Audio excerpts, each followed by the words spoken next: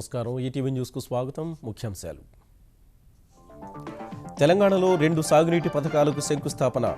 భక్త రామదాసు, సీతారామ ఎత్తిపోతలకు భూమి పూజ చేసిన కేసీఆర్.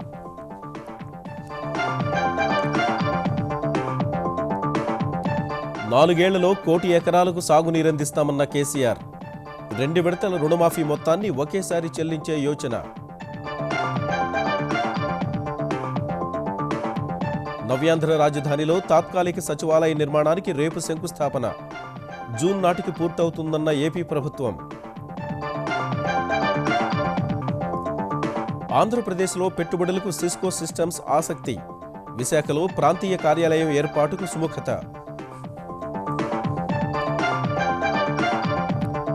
నారాయణఖేడ్ ఉప ఎన్నికలో తెరాస జయభేరి. 53,625 ఓట్ల తేడాతో అధికార పార్టీ అభ్యర్థి భూపాల్ రెడ్డి గెలుపు. మేడారం జాతరకు తరలి వస్తున్న భక్త జనకోటి. పటిష్ట ఏర్పాట్లు చేసిన తెలంగాణ సర్కార్. రేపు గద్దెకు తరలి రానున్న సారలమ్మ. ప్రధానితో భేటీలో జేఎన్యూ ఘటనపై గళమెత్తిన విపక్షాలు. మోదీ వివరణకు పట్టు. చర్చకు సిద్ధమన్న కేంద్రం. యూనివర్సిటీలో ఆగని ఆందోళన. రుణాలు ఎగవేసిన బడాబాబులపై దృష్టి సారించిన సుప్రీంకోర్టు. 6 వారాల్లో వివరాలు సమర్పించాలని ఆర్బీఐకి ఆదేశాలు.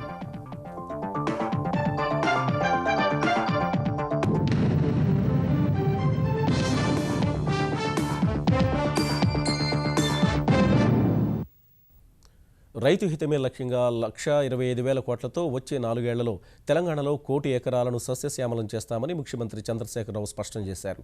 ఖమ్మం జిల్లాలో భక్త రామదాసు, సీతారామ ఎత్తిపోతల పథకాలకు శంకుస్థాపన చేసిన కేసీఆర్ ప్రాజెక్టులు పూర్తయితే ఖమ్మం ధనిక జిల్లాగా మారుతుందని ఆశాభావం వ్యక్తం చేశారు. తెలంగాణ సంక్షేమ పథకాలను ఇతర రాష్ట్రాలు ఆదర్శంగా తీసుకుంటున్నాయన్న ఆయన రుణమాఫీ మిగిలిన 2 విడతలు ఒకే దఫాలో చెల్లించే యోచనలో ఉన్నట్లు తెలిపారు. వృధాగా పోతున్న గోదావరి నీటిని సద్వినియోగం చేసుకునేందుకే తమ ప్రభుత్వం అధిక ప్రాధాన్యం ఇస్తోందని ముఖ్యమంత్రి చంద్రశేఖరరావు స్పష్టం చేశారు. ఖమ్మం జిల్లాలో తిరుమలాయపాలెంలో భక్త రామదాసు ఎత్తిపోతల పథకానికి శంకుస్థాపన చేసిన కేసీఆర్ ప్రాజెక్టులను త్వరితగతిన పూర్తి చేసేంత వరకు విశ్రమించబోనన్నారు. 600 సరే ఖచ్చితంగా తెలంగాణలో 1 కోటి ఎకరాల భూమి సస్యశ్యామలం కావాలి. దానికి ఈరోజే మంచిగా తెలంగాణ మొత్తానికి ఈశాన్య ప్రాంతంలో, తూర్పు ప్రాంతంలో, భగవంతుడు భద్రాద్రి రాముడు ఉండే ప్రాంతంలో మనం ప్రారంభోత్సవం చేసుకుంటున్నాం. ఇంకా తెలంగాణకు తిరుగు లేదు, డోకా లేదని చెప్పి నేను మనవి చేస్తా ఉన్నా. రాబోయే 4 సంవత్సరాలలో రైతాంగానికి 1 కోటి ఎకరాలకు నిలివడానికి 1,25,000 కోట్లు ఖర్చు పెట్టబోతా ఉన్నదని చెప్పి సంతోషంగా ఈ ఖమ్మం నుంచి నేను ప్రకటిస్తా ఉన్నాను. తాగు, సాగునీటి సమస్యతో పాటు విద్యుత్ సమస్యను పూర్తిగా పరిష్కరిస్తామని ఆయన పునరుద్ఘాటించారు. కరెంటు సమస్య ఇప్పుడు చాలా వరకు తీర్చుకున్నాం. రాబోయే 2 ఏళ్లలో ఒక రెప్పపాటు కూడా కరెంటు పోకుండా 3 ఫేజ్ కరెంటు తెచ్చి మీకు ఇచ్చే బాధ్యత కూడా నాదే అని చెప్పి నేను మనవి చేస్తా ఉన్నా. ఈరోజు 24 అవర్స్ సింగిల్ ఫేజ్ వస్తా ఉంది. కానీ 2-2.5 సంవత్సరాలు జరిగిపోతే 3 ఫేజ్ కరెంటు 24 గంటలు మీకు అందజేసే బాధ్యత నాది అని కూడా నేను మీకు తెలియజేస్తా ఉన్నా. కొత్త రాష్ట్రమైన తెలంగాణ సంక్షేమ పథకాల్ని ఇతర రాష్ట్రాలు అమలు చేసేందుకు కసరత్తు చేస్తున్నాయని ఈ సందర్భంగా కేసీఆర్ వెల్లడించారు. 14,000 కోట్ల రూపాయలతోని వచ్చే సంవత్సరం 2 లక్షల ఇండ్లు నిర్మించబోతా ఉన్నామని చెప్పి సంతోషంగా నేను మీ అందరికి తెలియజేస్తా ఉన్నా. మనం తీసుకున్న పథకాలు దేశమంతా ముక్కున ఏలేసుకుంటా ఉంది. ఇలా మిషన్ భగీరథ బీహార్ రాష్ట్రం కాపీ కొడతా ఉంది, ఉత్తరప్రదేశ్ రాష్ట్రం కాపీ కొడతా ఉంది, పశ్చిమ బెంగాల్ రాష్ట్రం వాళ్ళు కూడా ఇంజనీర్లు వచ్చి మనం చూసిపోయినారు. 2 బెడ్రూమ్ ఇండ్లు మీరు ఎట్లా కడుతున్నారండి అని దేశమే ఇండియానే ముక్కున ఏలేసుకుని ఆశ్చర్యపడతా ఉంది. తెలంగాణను చూసి కొత్త రాష్ట్రమైనా దేశంలో ఉన్న ఇతర రాష్ట్రాలు నేర్చుకునే పరిస్థితికి పోతా ఉంది. రైతు రుణమాఫీ చేస్తామన్నాం, 100% దాన్ని చెప్పిన ప్రకారం చేస్తా ఉన్నాం. భగవంతుడు దీవిస్తే మిగిలిన 2 విడతల డబ్బు ఒకసారి మొత్తం తీసేసే ఆలోచనలు కూడా ఉన్నాం. ఈ బడ్జెట్ లో ఆ ప్రయత్నం కూడా చేస్తామని చెప్పి నేను మనవి చేస్తా ఉన్నాను. తర్వాత టేకులపల్లి మండలం రోళ్లపాడు వద్ద సీతారామ ఎత్తిపోతల పథకానికి శంకుస్థాపన చేసిన కేసీఆర్ ఇందిరా, రాజీవ్ సాగర్ పేరు మార్పిడిపై విపక్షాల విమర్శలను తిప్పికొట్టారు. ఎత్తిపోతల పథకంలో భూములు కోల్పోయిన వారికి భూమికి భూమి కొనివ్వడం సహా 2 పడక గదుల ఇళ్లను నిర్మించి ఇస్తామని కేసీఆర్ ప్రకటించారు. నవ్యాంధ్ర రాజధాని అమరావతిలో మొట్టమొదటి ప్రభుత్వ భవనానికి రేపు శంకుస్థాపన జరగనుంది. ఈ మేరకు ఆంధ్రప్రదేశ్ సర్కార్ తుళ్లూరు మండలం వెలగపూడి సమీపాన 45 ఎకరాల విస్తీర్ణంలో నిర్మించే తాత్కాలిక సచివాలయ నిర్మాణానికి ముఖ్యమంత్రి చంద్రబాబు రేపు ఉదయం 8:23 భూమి పూజ చేస్తారు.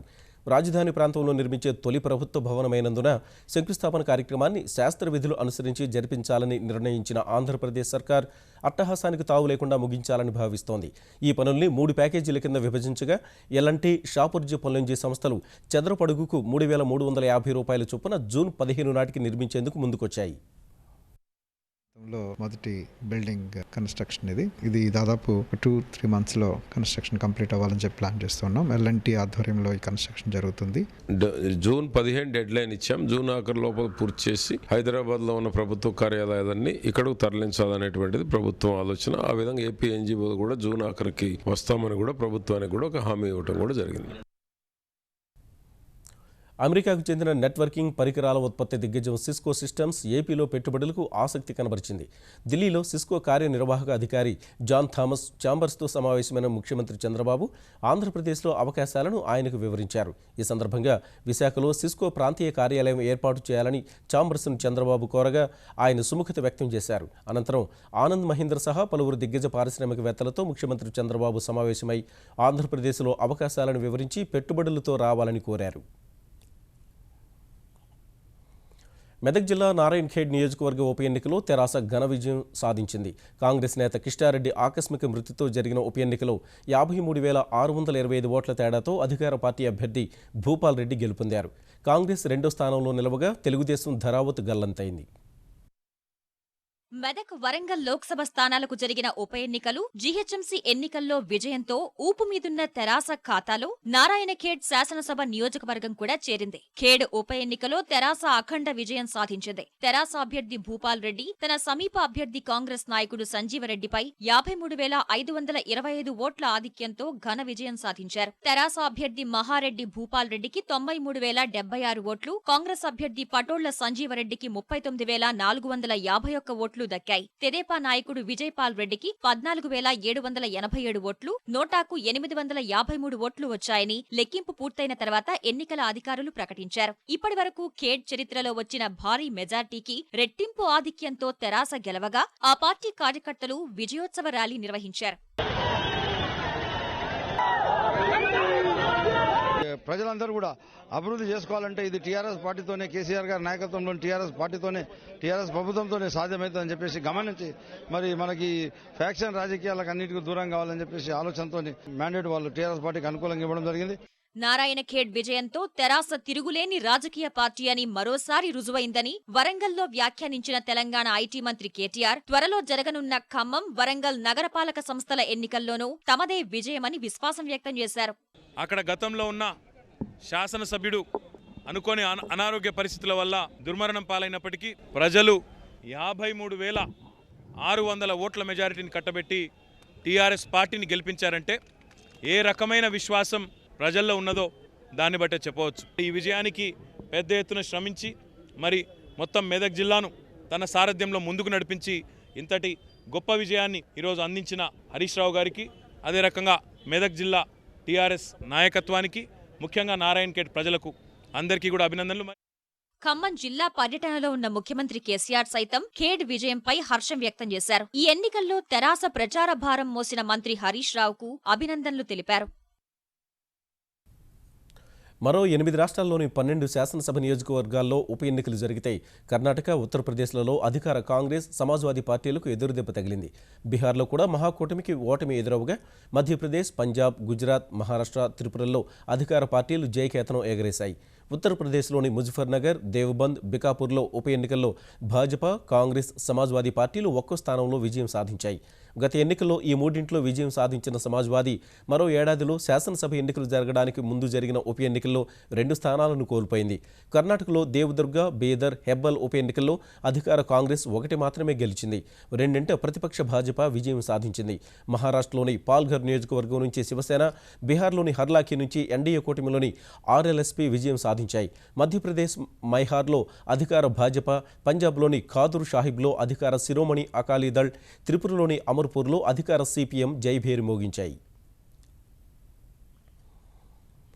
పార్లమెంట్ బడ్జెట్ సమావేశాలను సజావుగా నిర్వహించడమే లక్ష్యంగా ప్రధాని మోదీ ఏర్పాటు చేసిన వివిధ పార్టీల నేతల సమావేశంలో ఢిల్లీ జేఎన్యూ ఘటనే ప్రధానాంశమైంది. విద్యార్థి సంఘం నేత కన్నయ్య కుమార్పై దేశద్రోహం కేసు పెట్టడాన్ని తప్పుపట్టిన విపక్ష పార్టీలు ప్రధాని వివరణకు పట్టుబట్టాయి. కొందరు విద్యార్థులు దేశానికి వ్యతిరేకంగా చేసిన నినాదాలు తీవ్ర అభ్యంతరకరమన్న అధికార పక్షం జేఎన్యూ వివాదం సహా ఏ అంశంపైనైనా పార్లమెంటులో చర్చకు సిద్ధమని స్పష్టం చేసింది.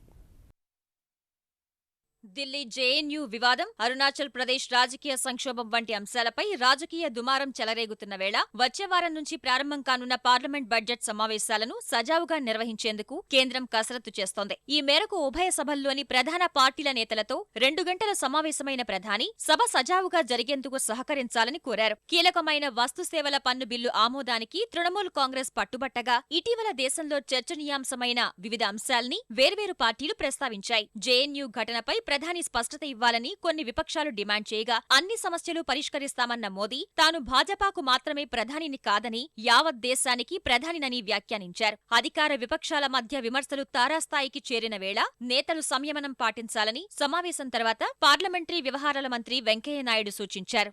सभी पॉलिटिकल पार्टीज ने एक स्वर से सदन चलना चाहिए और साथ ही साथ विषयों के बारे में सरकार के ओर से मैंने आश्वासन दिया। प्रधानमंत्री ने भी कहा सरकार किसी विषय के बारे में सदन में रूल्स के अंतर्गत चर्चा करने के लिए कोई आपत्ति नहीं है। हर एक विषय के बारे में खुलकर चर्चा करेंगे। पूरा तथ्य सामने आने चाहिए। जवाहरलाल नेहरू यूनिवर्सिटी में क्या हुआ, किसने परमिशन मांगा, कौन सी पोस्टर था वहाँ, क्या नारा लगाया वहाँ, और किसने क्या कहा, वो जांच हो रही। जांच पूरा होने के बाद तथ्य सामने आएगा। कुछ लोग ने सुझाव दिया पुलिस नहीं जाना चाहिए। पुलिस नहीं जाना चाहिए तो कुछ हो गए तो उसके लिए कौन जिम्मेदार है। ये सब विषयों के बारे में खुलकर पार्लियामेंट में चर्चा करेंगे ना, संकोच करने की जरूरत नहीं है। జేఎన్యూ ఘటనలో కన్నయ్య కుమార్ దేశద్రోహానికి పాల్పడ్డాడు అనేందుకు ఎలాంటి ఆధారాలు లేవని రాజ్యసభలో విపక్ష నేత గులాం నబీ ఆజాద్ అన్నారు. ఈ విషయంలో కాంగ్రెస్ నేతల్ని జాతి విద్రోహులుగా చిత్రీకరించే ప్రయత్నాల్ని భాజపా మానుకోవాలని డిమాండ్ చేశారు. We are committed, everybody around the parliament, and each bill shall be passed on merit. But at the same time, the government should also go into the genesis of this. Why this whole atmosphere has been vitiated inside and outside the parliament? Because there were some leaders who are holding constitutional positions, the ruling party, those who issue statements which vitiate the entire atmosphere across the country. Had the government and had the leadership taken action against them, the situation would have been totally different. So government should take action. Budget సమావేశాల్లో చర్చించాల్సిన అంశాలు, బిల్లులపై సమాలోచనలు జరిపేందుకు ఈ నెల 22న అఖిలపక్ష భేటీ జరుగుతుందని వెంకయ్యనాయుడు తెలిపారు. Delhi JNU ఘటన అనంతర పరిణామాలపై నిరసనలు మిన్నంటుతూనే ఉన్నాయి. కన్నయ్య కుమార్ను విడుదల చేయాలని విద్యార్థులు, బోధనా సిబ్బంది ఆందోళన కొనసాగించగా జాతి వ్యతిరేక కార్యక్రమాలు నిర్వహించిన వారిని బహిష్కరించాలని విహెచ్పి, బజరంగ్ దళ్ నిరసన చేపట్టాయి. మరోవైపు పటియాలా హౌస్ కోర్టు ఆవరణలో విద్యార్థులు, పాత్రికేయులపై దాడి ఘటన సుప్రీంకోర్టు చెంతకు చేరింది. ఢిల్లీ జేఎన్యూ వివాదంపై నిరసనలు వెల్లువెత్తుతూనే ఉన్నాయి. దేశద్రోహం నేరం కింద అరెస్టు చేసిన విద్యార్థి సంఘం నేత కన్నయ్య కుమార్ను విడుదల చేయాలని నిరవధిక సమ్మెకు దిగిన విద్యార్థులకు అధ్యాపకులు మద్దతు పలికారు. నిన్న కోర్టు వద్ద జరిగిన ఘర్షణలో గాయపడిన బోధనా సిబ్బంది జేఎన్యూపై జాతి వ్యతిరేక సంస్థగా ముద్ర వేసే ప్రయత్నాలకు నిరసనగా తరగతులు బహిష్కరిస్తున్నట్లు తెలిపారు. రోజు గంటన్నర విశ్వవిద్యాలయ ప్రాంగణంలో జాతీయతపై బోధిస్తామని ప్రకటించారు. వారి ఆందోళనకు దేశంలో 40 కేంద్రీయ విశ్వవిద్యాలయాల బోధనా సిబ్బంది సంఘాలు మద్దతు పలికాయి. అటు జేఎన్యూలో జాతి వ్యతిరేక నినాదాలు చేసిన వారందరినీ అరెస్టు చేయాలంటూ విహెచ్పి, బజరంగ్ దళ్ వర్సిటీ వెలుపల నిరసనకు దిగాయి. వీసీ దిష్టిబొమ్మ దహనం చేశాయి. ఇదే సమయంలో విశ్వవిద్యాలయంలో జాతి వ్యతిరేక నినాదాలు చేసిన వారిపై దర్యాప్తును ఎన్ఐఏకు అప్పగించాలంటూ దాఖలైన పిటిషన్ను ఢిల్లీ హైకోర్టు కొట్టివేసింది. ఢిల్లీ పోలీసుల దర్యాప్తు పూర్తి కాకుండా అలాంటి నిర్ణయం తీసుకోవడం తొందరపాటు చర్య అవుతుందని వ్యాఖ్యానించింది. పటియాలా హౌస్ కోర్టు ప్రాంగణంలో విద్యార్థులు, పాత్రికేయులపై దాడి చేసిన వారిని శిక్షించాలంటూ దాఖలైన పిటిషన్ను రేపు విచారణ చేపట్టేందుకు సుప్రీంకోర్టు అంగీకరించింది. మరోవైపు జేఎన్యూలో జాతి వ్యతిరేక నినాదాలు చేసిన వారికి తీవ్రవాద సంస్థల నుంచి నిధులు అందాయా అనే కోణంలో విచారణ జరుగుతున్నట్లు ఢిల్లీ పోలీస్ కమిషనర్ బిఎస్ బస్సి తెలిపారు. దేశద్రోహం నేరం కింద మరికొందరిని అరెస్టు చేసే అవకాశముందన్న ఆయన కన్నయ్య కుమార్ పై నమోదైన కేసులకు ఆధారాలు ఉన్నట్లు స్పష్టం చేశారు. మరోవైపు పోలీసుల ప్రవేశానికి తాను అనుమతి ఇవ్వలేదన్న వీసీ జగదీష్ కుమార్ ప్రకటనకు భిన్నంగా ఆయన పోలీసులకు అనుమతిస్తూ జారీ చేసిన అంతర్గత పత్రాన్ని వర్సిటీ పరిపాలనా విభాగం బయటపెట్టింది. ఈ నెల 11వ తేదీతో ఆ లేఖ ఉన్నట్లు పేర్కొంది. రెండేళ్లకోసారి జరిగే మేడారం జాతరకు తెలంగాణ సహా పొరుగు రాష్ట్రాల నుంచి భక్తుల తాకిడి పెరిగింది. రేపటి నుంచి 4 రోజులు జరిగే సమ్మక్క సారలమ్మ జాతరకు తెలంగాణ సర్కార్ అన్ని ఏర్పాట్లు చేసింది. తెలంగాణలోని వేరువేరు జిల్లాల నుంచి 4000 బస్సులు నడుపుతుంటే జాతర వద్ద ఎలాంటి అవాంఛనీయ ఘటనలకు ఆస్కారం లేకుండా భద్రతా ఏర్పాట్లు చేసింది.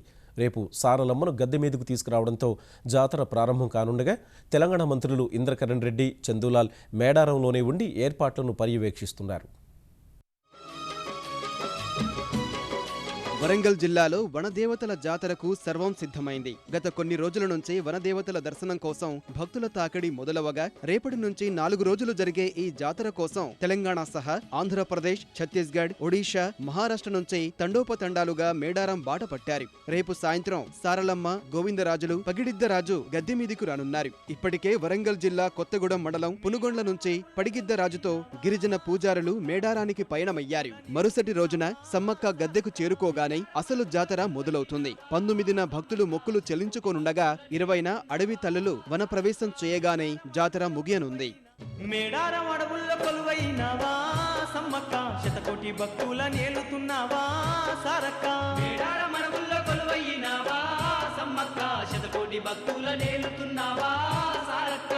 తెలంగాణ ఆవిర్భవించిన తర్వాత మొదటిసారి జరుగుతున్న మేడారం జాతరను అత్యంత ప్రతిష్టాత్మకంగా తీసుకున్న తెలంగాణ ప్రభుత్వం పటిష్ట ఏర్పాటు చేసింది. 1.5 మంది భక్తులు దర్శనానికి వస్తారని అంచనా వేసిన ప్రభుత్వం గద్దెల వద్ద విస్తృత ఏర్పాట్లు చేసింది. గంటకు 50,000 మంది భక్తులు అమ్మవార్లను దర్శించుకునే విధంగా క్యూ లైన్లను సిద్ధం చేసింది. జంపన్న వాగుకు 2 వైపులా 6 కిలోమీటర్ల పరిధిలో స్నానఘట్టాలు ఏర్పాటు చేసింది. తలనీలాలు సమర్పించేందుకు 2 కళ్యాణ కట్టలు నిర్మించారు. పారిశుద్ధ్య సమస్య తలెత్తకుండా ముందస్తుగా 17,000 తాత్కాలిక మరుగుదొడ్లను నిర్మించారు. తెలంగాణ దేవాదాయ శాఖ మంత్రి ఇంద్రకరణ్ రెడ్డి మేడారంలోనే మకాం వేసి ఎప్పటికప్పుడు ఏర్పాట్లు పర్యవేక్షిస్తున్నారు.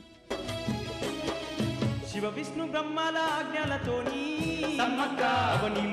ఇదే సమయంలో జాతరకు వచ్చే భక్తుల కోసం 6 ప్రధాన మార్గాలను అందుబాటులోకి తెచ్చింది. 5 మార్గాలు ప్రైవేటు వాహనాలకు కేటాయించగా తాడువాయి మార్గాన్ని ఆర్టీసీ బస్సులు, వీఐపీ, వీవీఐపీలకు కేటాయించారు. ఈసారి దాదాపు 2 కోట్ల మంది వస్తారనే అంచనాతో పటిష్ట ఏర్పాట్లు చేసింది. మేడారం వచ్చే భక్తుల కోసం ఒక్క తెలంగాణ ఆర్టీసీయే 4,000 బస్సులు నడుపుతోంది. భద్రత కోసం 10,000 మంది పోలీసులను మోహరించారు. 100 సీసీ కెమెరాలతో నిఘా ఏర్పాటు చేశారు. ఎవరైనా ప్రమాదాల బారిన పడితే వెంటనే స్పందించి ఆదుకునేందుకు సింగరేణి నుంచి ప్రత్యేక సహాయక బృందాలు సిద్ధం చేశారు. ఆహార పదార్థాల కల్తీ లాంటి సంఘటనలు జరగకుండా ఉండేందుకు 500 మంది ఎక్సైజ్ సిబ్బందిని మోహరించారు.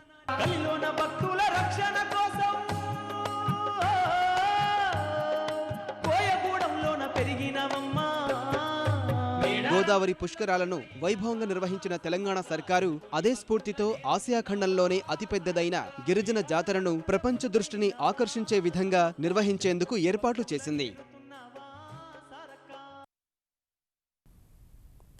హైదరాబాద్ హైదర్గూడలోని పాత ఎమ్మెల్యే నివాస ప్రాంగణంలో పొరపాటున తుపాకీ పేలిన ఘటనలో మెదక్ జిల్లా నర్సాపూర్ ఎమ్మెల్యే మదన్ రెడ్డి డ్రైవర్ అబ్బాస్ అనే యువకుడు దుర్మరణం పాలయ్యాడు.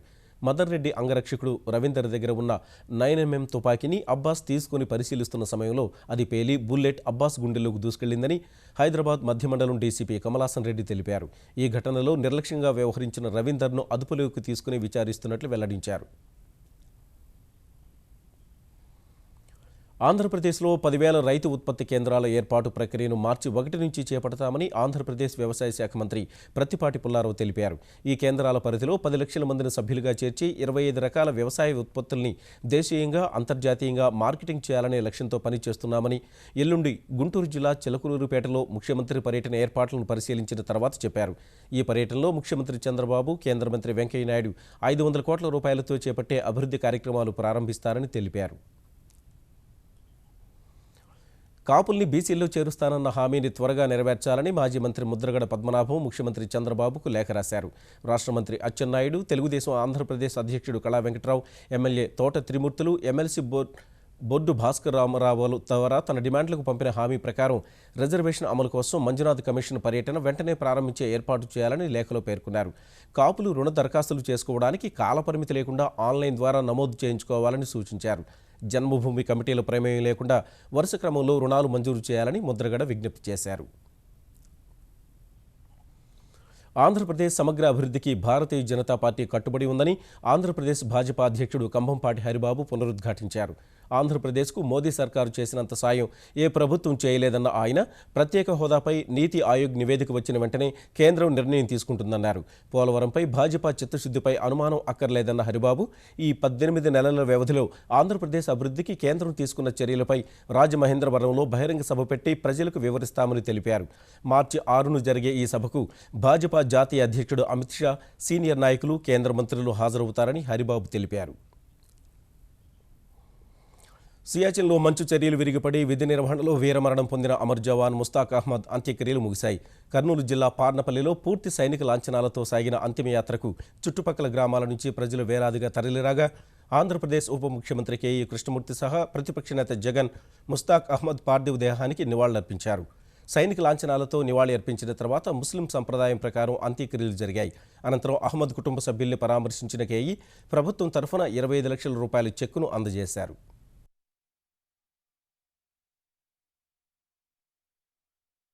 అహ్మద్ మరణము మా మనసులను కలిచివేసింది. ఆయన మరణం ఈ దేశానికి రక్షించడానికి చేసినటువంటి త్యాగాన్ని ఎప్పటికీ మరవలేని పరిస్థితి ఇది. ఏదైతే గవర్నమెంట్ ప్రోటోకాల్ ప్రకారం ఏర్పాటు చేయాలనో అన్ని కూడా ఏర్పాటు చేశాం. దాదాపు 25 లక్షల రూపాయలు ఆయన భార్యకు అందించడం జరిగింది. తర్వాత ఆమెకు జాబ్ కూడా ఏర్పాటు చేశాం. 300 గజాల స్థలాన్ని నంద్యాలలో కోరుకుంటే నంద్యాలలో ఇస్తాము, లేదా కర్నూలులో కోరుకుంటే కర్నూలులో ఇస్తామని కూడా చెప్పేసి వచ్చాం. బ్యాంకుల మొండి బకాయిలు ఆందోళనకర స్థాయికి చేరిన వేళ చక్కదిద్దేందుకు సుప్రీంకోర్టు రంగంలోకి దిగింది. 500 కోట్ల రూపాయలకు మించి రుణాలు తీసుకుని చెల్లించని వారి వివరాలతో ప్రమాణపత్రం దాఖలు చేయాలని రిజర్వ్ బ్యాంకును ఆదేశించింది.